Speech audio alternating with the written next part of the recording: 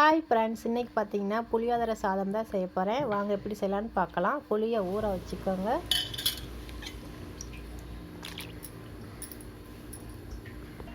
அடுப்பு ஆன் பண்ணிக்கோங்க. ஒரு கடாய் வச்சுக்கோங்க.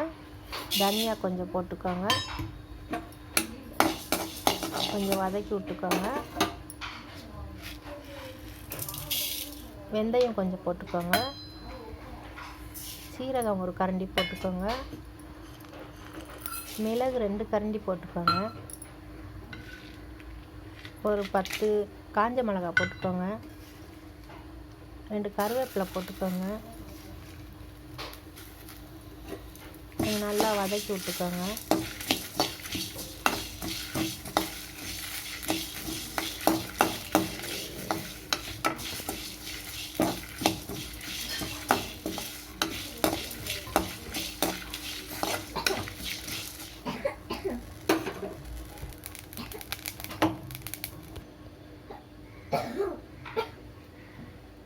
இப்போ மிக்ஸி ஜாரில் போட்டு அடித்து எடுத்துக்கலாம்.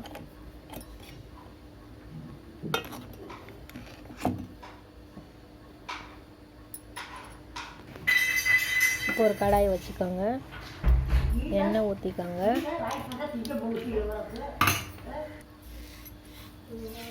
கடுகு கொஞ்சம் போட்டுக்கோங்க. வெந்தயம் கொஞ்சம் போட்டுக்கோங்க. கடலைப்பருப்பு கொஞ்சம் போட்டுக்கோங்க.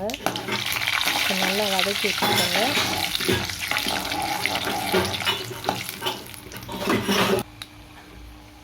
இப்போ வேர்க்கடலை கொஞ்சம் போட்டுக்கோங்க. அதை ஒரு 5 நிமிஷம் வதக்கி வச்சுக்கோங்க.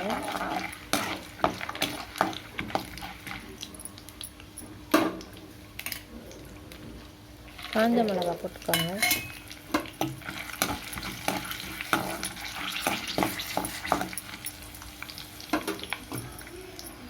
கருவேப்பிலை கொஞ்சம் போட்டுக்கோங்க.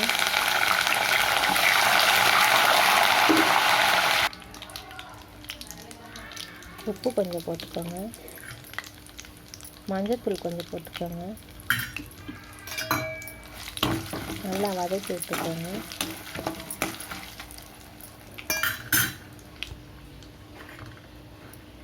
ஒரு அரை கரண்டி மிளகாத்தூள் போட்டுருக்கேன் காரத்துக்காக.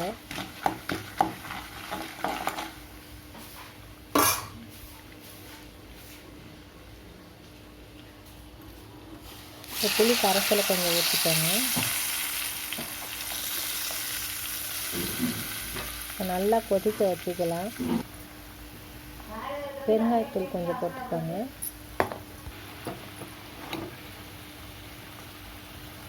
நம்ம அரைச்சி வச்சதை கொஞ்சம் ஒரு 3 கரண்டி போட்டுக்கோங்க. அது கொஞ்சம் கட்டி சேரும். நல்லா கிண்டி விட்டுக்கோங்க. நல்லா கொதிக்க வச்சு நம்ம சாப்பாடை போட்டு கிளறிக்கலாம். நல்லா வத்திருச்சு.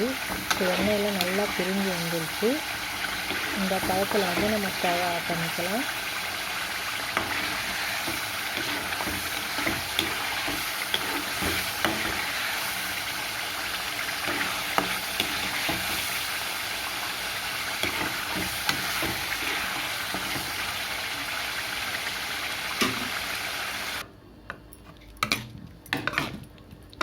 இப்போ ஆற வச்சு நல்லா சாப்பாடை போட்டு கிளறிக்கலாம். கிளறியாச்சு.